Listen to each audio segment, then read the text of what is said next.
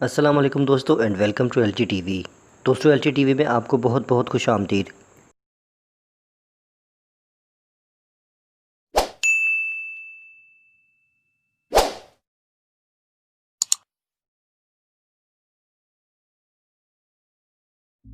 آج ہم آپ کو ایک ایسا کرمنل واقعہ سنائیں گے جو آج سے کچھ دہائیاں پہلے پیش آیا۔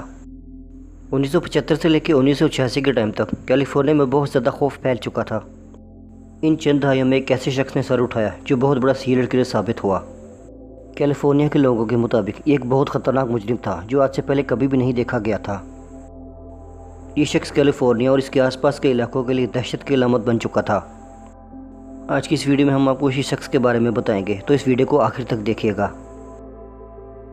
اس شخص کو گولڈن اسٹیٹ کلر کا نام دیا گیا۔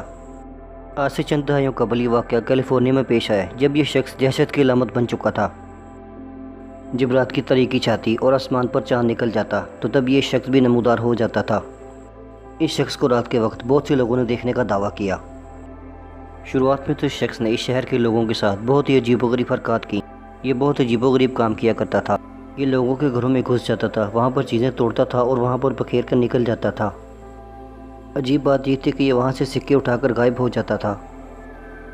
وہاں موقع پر موجود ٹرافیز کو بھی اٹھا کر لے جایا کرتا تھا اور اس گھر میں موجود تمام کپڑوں کو بھی اپنے ساتھ اٹھا کر لے جاتا تھا۔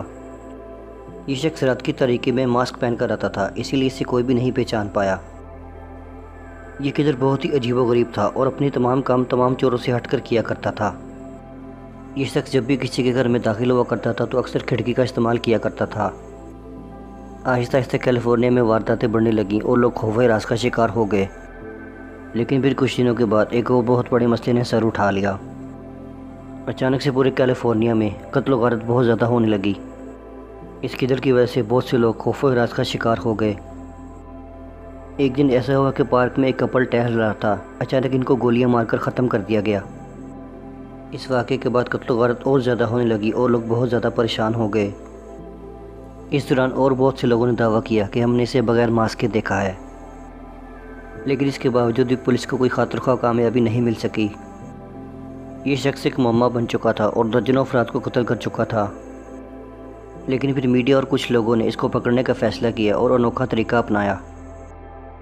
جن لوگوں نے اس خطرناک کلر کو دیکھا تھا ان سے سکیچ بنوانے کا فیصلہ کیا گیا، لیکن سکیچ بنانے کے باوجود بھی پولیس کو کوئی خاطر خواہ کامیابی نہیں مل سکی، کیونکہ جن لوگوں نے اس کو دیکھنے کا دعویٰ کیا تھا ان کے سکیچ آپس میں ذرا بھی مل نہیں رہے تھے۔ جب سکیچ کو آپس میں جوڑا گیا تو یہ مختلف قسم کی تصویریں بن گئیں۔ اس شخص نے ڈکیتی اور کلنگ کے دوران ایسے واقعات کیے کہ جن کی بتانے کی ہم میں ہمت نہیں ہے۔ یہ شخص وحشی درندہ اور خون کا پیاسا تھا، اس کے اندر ہوس کوٹ کوٹ کر بھری ہوئی تھی۔ اب آپ بخوبی سمجھ سکتے ہیں کہ میں کس طرف اشارہ کر رہا ہوں۔ اس بات سے یہ چیز واضح ہوتی ہے کہ یہ شخص بہت بڑا جنونی تھا۔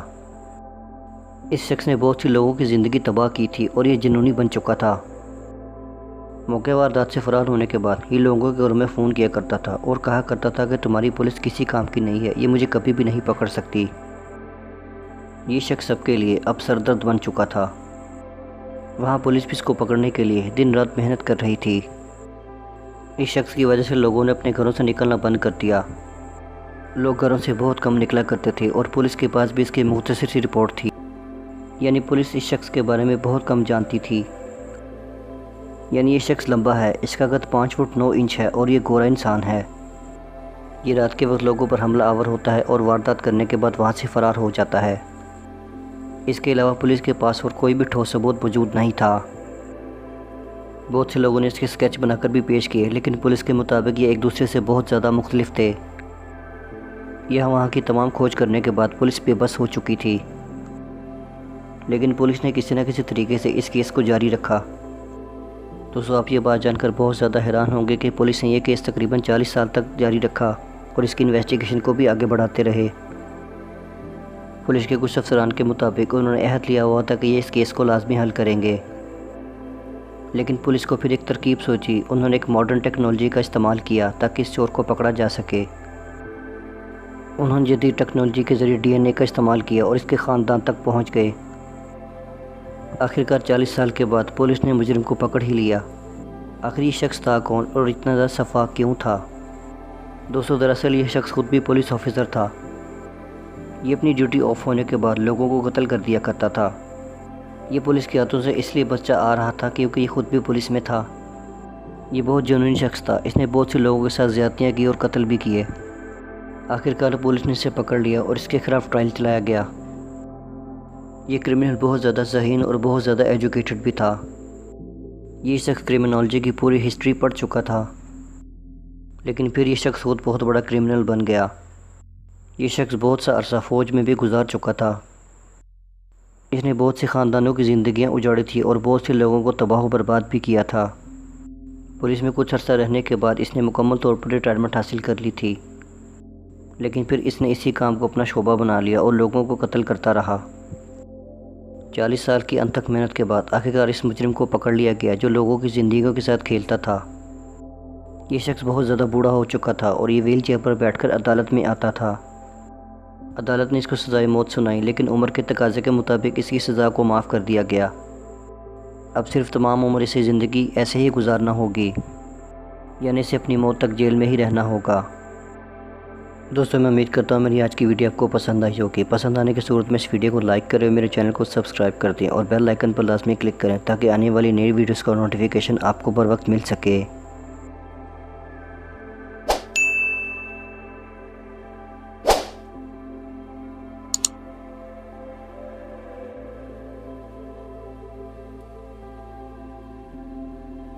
میں ملوں گا آپ کو نیکسٹ ویڈیو میں، تب تک اپنا بہت زیادہ خیال رکھیے گا۔ اللہ حافظ۔